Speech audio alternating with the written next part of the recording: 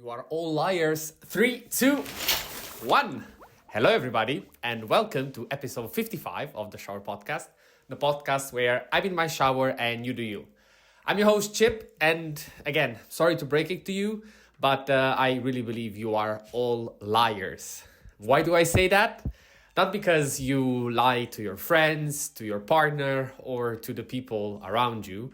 I'm sure that, let's say, you are definitely better than that. But because you keep on lying to yourself. Today's episode is inspired, as always, let's say, by myself, and to the fact that this morning I finally, after procrastinating it again, as most of the things for months, I actually sticked to the plan. I, let's say, decided to go into the gym first thing in the morning before work. And it was quite funny because the way that I decided was, let's say, asking ChatGPT. But it was, let's say, I was very fair and I explained to him, hey, I have this idea. I do believe that going early into the gym is mainly for consistency reasons because I have no other alternative. So I just, I have to go. If I don't go, it's my choice. Whereas in the evening, a lot of things can happen and I might change my idea.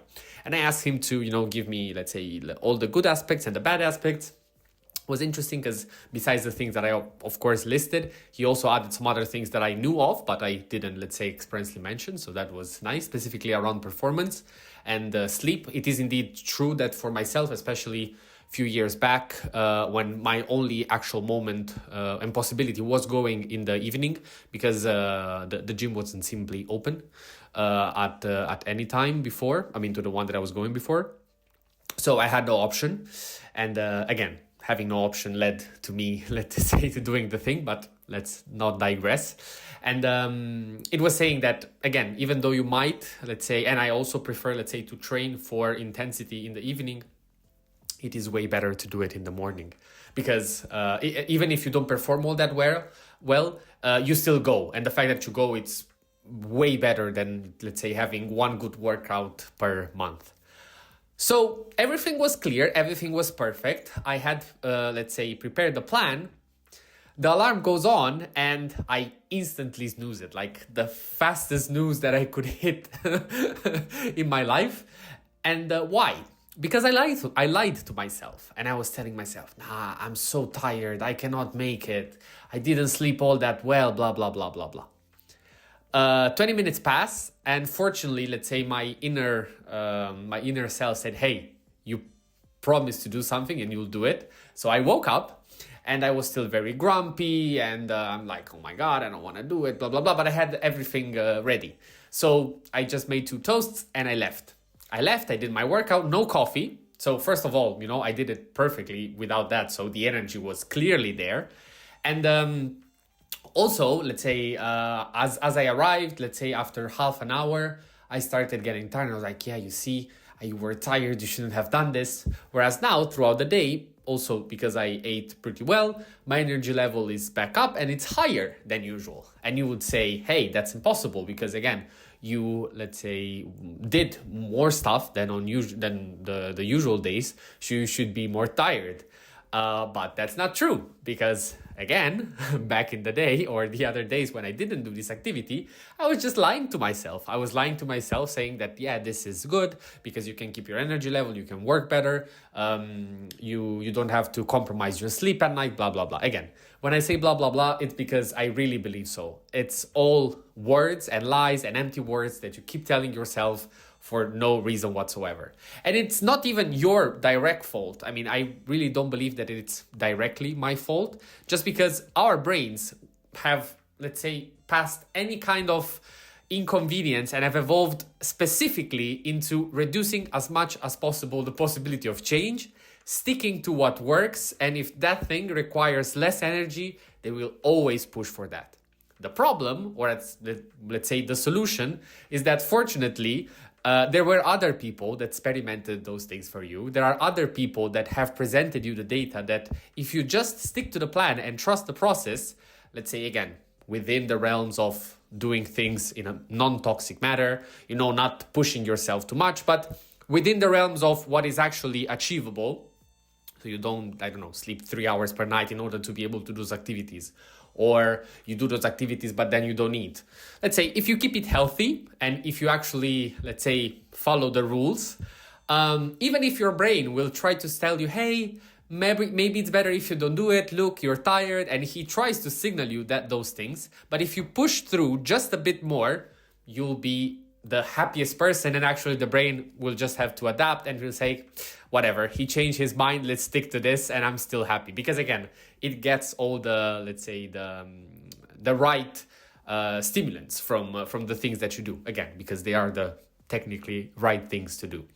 The other example that I want to bring to you, and again, it's mostly why I have this mentality, because I've experienced it firsthand, and this is maybe, again, the reason why I'm doing this video is because I want to also share it with you and give you and plant the same seed that I planted in myself, saying that, hey, it's actually not as you believe. And again, the lies that you're telling yourself, you should discard them. It was last year, first of all, I hate running. It's absolutely, maybe I'll do an episode about it. It's an activity that I despise. I don't like it. I won't go further, but it's not my thing.